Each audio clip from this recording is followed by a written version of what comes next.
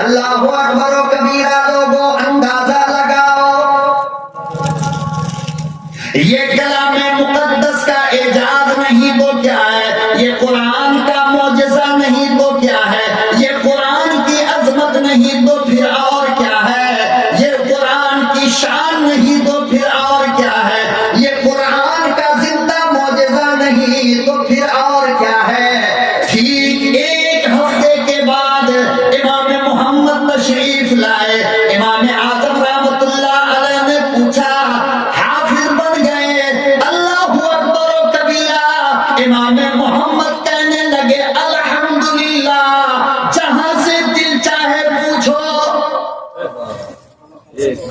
فرمایا رب کعبہ کی قسم ہے، پورا قرآن یاد کر کے آیا ہوں، جہاں سے دل چاہے سوال کر لو، جہاں سے دل چاہے پوچھ لو۔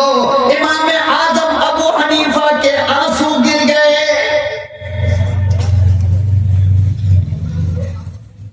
فرمایا امام اعظم ابو حنیفہ رحمت اللہ علیہ نے، اور زمانے کے بدمعشوں، یہ وہ کتاب ہے جسے انسان 7 دن میں یاد کر لیتا ہے، اور تم اس کو مٹانے کی بات کرتے ہو۔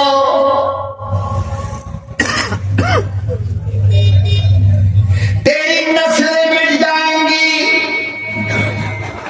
تیری حکومت مٹ جائے گی، تیری وزارت کا خاتمہ ہو جائے گا، کائنات تو بدل سکتا ہے، رب کے کلام میں کوئی تبدیلی ممکن نہیں۔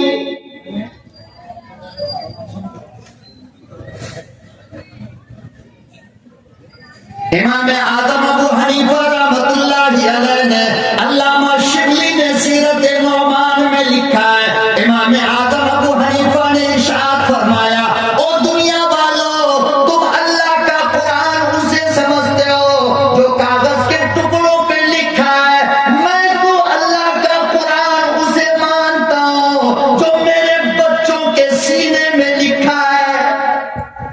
اللہ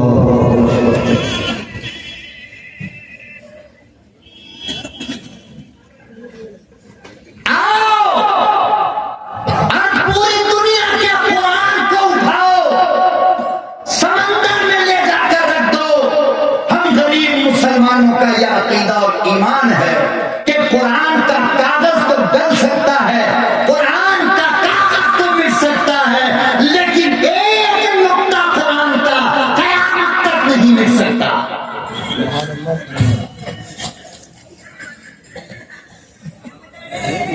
تم مٹاتے رہو، ہمارے مولانا کھڑے ہوں گے، ایک بچے کو کہیں گے بیٹا پڑھے گا الحمدللہ رب العالمین الرحمن الرحیم، مولانا لکھتے چلے جائیں گے، کس کی جیت ہوگی؟ ارے بولو نا، کس کی جیت ہوگی؟ ہماری کیوں؟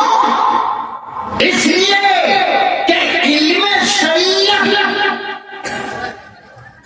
علم دین،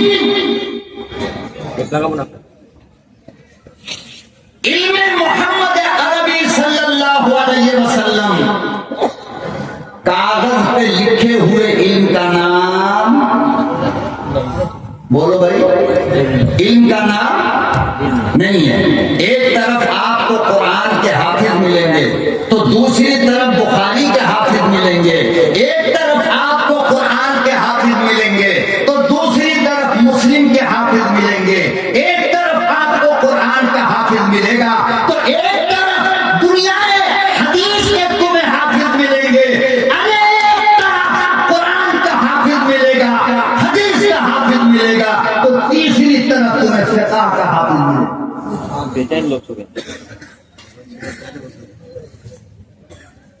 علم شریعت کا تعلق جس سے بھی ہو، زمانہ لاکھ کوشش کر لے مگر اس کو مٹا نہیں سکتا ہے۔ کیوں؟ اس لیے کہ وہ محفوظ ہے۔ کہاں؟ قرآن محفوظ، قرآن کا ترجمہ محفوظ، قرآن کی تفسیر محفوظ، قرآن کے احکام محفوظ، قرآن کی سطریں محفوظ، قرآن کے نوٹ اور اس کا پڑھ محفوظ، تو اس سے متعلق جتنے بھی علوم ہیں وہ سب کا سب ایک قرآن، حافظ قرآن کھڑا ہو کر لکھا کا ترجمہ لکھ دے گا، ایک عالم اس کی تفسیر لکھ دے گا، پھر ایک عالم وہاں سے حلال حرام نکال کر مسائل کی کتابیں لکھ دے گا۔ لہذا قرآن تو بہت دور کی بات ہے۔